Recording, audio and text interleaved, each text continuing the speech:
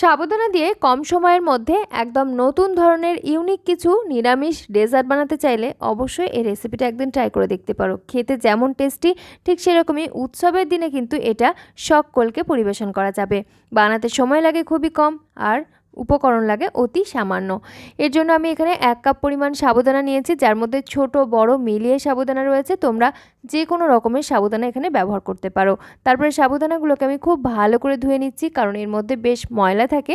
2 থেকে 3 বার মতো জল পাল্টে পাল্টে আমি ধুয়ে নিচ্ছি। তারপরে এই সাবুদানাগুলোকে আমি জল দিয়ে ভিজিয়ে রেখে দিচ্ছি 2 ঘন্টার মতো। তবে তোমার হাতে সময় থাকলে 2 থেকে 3-4 ঘন্টা অথবা সারা রাত ভিজিয়ে রাখতে পারো, কোনো অসুবিধা নেই।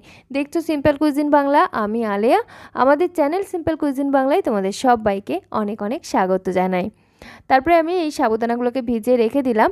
আর এদিকে আমি বেশ কিছু ড্রাই ফ্রুটস টুকরো করে কেটে নেব। নিয়েছি আমন্ড অল্প পরিমাণে, তোমরা নিজেদের পরিমাণ অনুযায়ী কম বেশি করে নিতে পারো। তার সাথে কিছু কিশমিশ নিলাম, আমি কয়েকটা কাজু বাদাম নিয়েছি, আর এগুলোকে ছোট ছোট টুকরো করে কেটে নিচ্ছি। তবে এই ড্রাই ফ্রুটসগুলো টোটালি অপশনাল, তোমরা চাইলে দিতে পারো, না চাইলে নাও দিতে পারো। তবে অ্যাড করলে অবশ্যই টেস্টটা ভীষণ ভালো হয়, তার সাথে এর গুণাবলী তো বাড়ছেই। তো আমি এগুলোকে একদম ছোট ছোট টুকরো করে কেটে নিচ্ছি।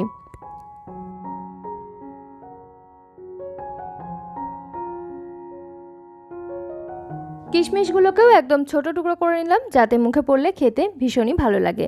তারপরে এখানে আমি 4টে এলাচ নিয়েছি, আর এলাচগুলোকে হেমানদিস্তার সাহায্যে একটু কুটে নিচ্ছি। আর এলাচের যে খোসাগুলো সেগুলোকে আলাদা করে তুলে নিচ্ছি, আর বীজগুলোকে একদম পাউডার বানিয়ে নিচ্ছি। তোমরা চাইলে মিক্সার গ্রাইন্ডারও ব্যবহার করতে পারো, তবে ফ্রেশ অ্যাড করলে খেতে ভীষণই ভালো লাগে।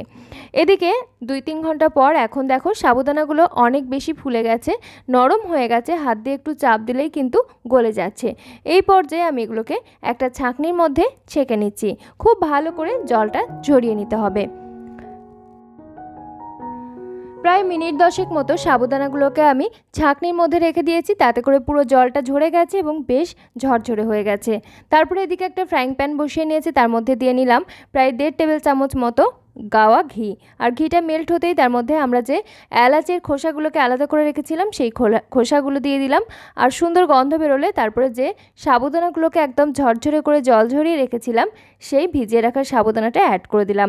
আর ফ্লেমটা মাঝারিতে রেখে খুব সুন্দর করে ঘিয়ের সঙ্গে সাবুদানাগুলো নাড়াচাড়া করে নিচ্ছি। প্রায় মিনিট 2-3 ধরে আস্তে ধীরে এগুলোকে নাড়াচাড়া করে নেবে। তবে ফ্লেমটা যদি হাইতে থাকে এগুলো নিচের দিকে চিটে যাওয়ার সম্ভাবনা থাকে, ওই জন্য ফ্লেমটা মিডিয়ামে রাখবে। আর ঘিয়ের পরিমাণটা এখানে তোমরা চাইলে বেশিও নিতে পারো, তবে এর থেকে কম নিলে খুব একটা বেশি ভালো টেস্ট আসবে না, ওই জন্য এই পরিমাণ নিতে পারো, অথবা এর থেকে বেশি পরিমাণ ঘি তোমরা ব্যবহার করতে পারো। কিছুক্ষণ নাড়াচাড়া করতেই দেখবে সাবুদানাগুলো একটু জড়িয়ে জড়িয়ে যাবে এবং গায়ে গায়ে লেগে যাবে। ঠিক এরকম একটা টেক্সচার আসলে এই পর্যায়ে অ্যাড করে দিচ্ছি যে পরিমাণ সাবুদানা নিয়েছিলাম তার থেকে সামান্য কম পরিমাণ চিনি। আর চিনিটাও খুব ভালো করে একসাথে করে মিশিয়ে নিচ্ছি। প্রায় ফ্লেমটা রেখেছি মিডিয়ামেই, আর একই সাথে আমি 2 থেকে 3 মিনিটের মতো নাড়াচাড়া করে নিচ্ছি, চিনি পুরোপুরিভাবে মেল্ট হয়ে আসা পর্যন্ত একটু করে নাড়াচাড়া করে নিচ্ছি এবং মাঝে মধ্যে একটু করে রেখে দিচ্ছি, তাতে করে চিনিটা সুন্দর করে মেল্ট হতে পারছে এবং তাপটা চারিদিকে সুন্দরভাবে লাগছে। দেখো চিনি কিন্তু পুরোপুরিভাবে গলে গেছে এবং সাবুদানাটা যেহেতু আমরা ঘিয়ের সঙ্গে একটু ফ্রাই করে নিয়েছিলাম, কালারটাও কিন্তু হালকা ফেড হয়ে গেছে এবং অনেকটা ট্রান্সপারেন্ট হয়ে গেছে। এই পর্যায়ে আমি অ্যাড করে দিলাম স্বাদ অনুযায়ী লবণ এবং 1 চিমটের মতো ফুড কালার ব্যবহার করেছি, তবে এটা কিন্তু টোটালি অপশনাল। চিনি পুরোপুরি মেল্ট হয়ে গেলে তারপরেই তোমরা এই কাজটা করে নেবে। আর একসাথে করে সুন্দর করে মিশিয়ে নিচ্ছে, আর কালারটা দেখো খুব সুন্দর এসছে। লিকুইড ভাবটা অনেকটা কমে যাবে এবং টেক্সচারটা কিছুটা আঠালো আঠালো হবে। সেই পর্যায়ে অ্যাড করে দিচ্ছি যে ড্রাই ফ্রুটসগুলো টুকরো করে কেটে রেখেছিলাম সেগুলো, কিশমিশ, টুকরো করে রাখা আমন্ড এবং টুকরো করে রাখা কাজু। এবারে একসাথে সমস্ত কিছু মিশিয়ে নিচ্ছি। তোমরা এখানে পরিমাণটা অবশ্যই বাড়িয়ে নিতে পারো ড্রাই ফ্রুটসের, খেতে তাতে করে ভীষণই ভালো লাগে। চাইলে এখানে 4 মগজ ব্যবহার করতে পারো। তারপরে দেখো খুব সুন্দর করে আমি মিশিয়ে নিয়েছি, আর বেশ এরকম একটা আঠালো আঠালো ধরনের টেক্সচার হয়ে এসছে, প্যানের গা ছাড়তে শুরু করেছে। সেই পর্যায়ে বুঝবে এটা পুরোপুরি রেডি হয়ে গেছে। আমি ফ্লেমটা অফ করে দিলাম আর একটু নাড়িয়ে চাড়িয়ে নিচ্ছি। দেখো এরকম একটা টেক্সচার আসবে এবং সাবুদানাগুলো কিন্তু দানা দানা রয়েছে, একদম কিন্তু গলে যায়নি। এই পর্যায়ে আমি একটা স্টিলের প্লেট নিয়েছি আর তার মধ্যে খানিকটা ঘি আমি লাগিয়ে নিচ্ছি। তবে তোমরা চাইলে অবশ্যই এখানে রিফাইন্ড অয়েল ব্যবহার করতে পারো, কিন্তু ঘিয়ের জন্য ফ্লেভারটা ভীষণই ভালো হয়। চারিদিকে সুন্দর করে ঘিটা স্প্রেড করে নিলাম, আর রেডি করে রাখা এই মিশ্রণটা আমি এই প্লেটের মধ্যে ঢেলে নিচ্ছি।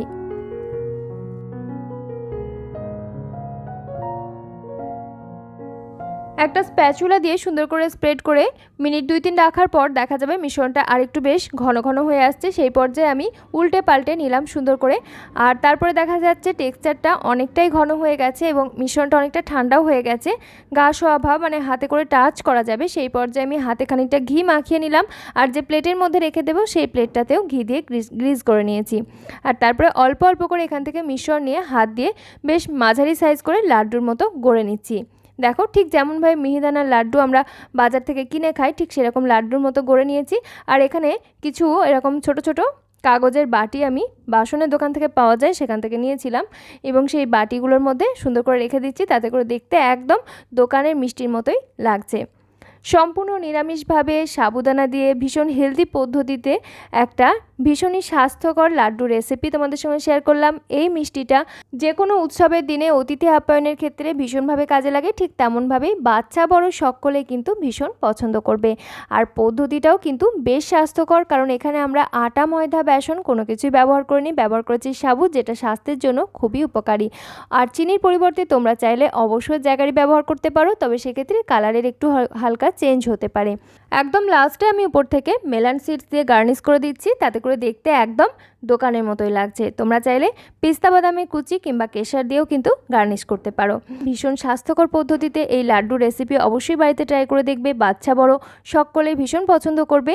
আর আমার আজকের এই রেসিপি যদি তোমাদের ভালো লেগে থাকে অতি অবশ্যই চ্যানেলটি সাবস্ক্রাইব করে সঙ্গে থেকো, একটা লাইক করো, আর কমেন্টে অবশ্যই জানিও তোমার মূল্যবান মতামত। আজকের মতো তাহলে এখানেই বিদায় নিচ্ছি, ফিরে আসছি খুব তাড়াতাড়ি পরবর্তী নতুন কোনো হেল্পফুল হেলদি রেসিপি নিয়ে। সকলে খুব ভালো থেকো, সুস্থ থেকো, ধন্যবাদ।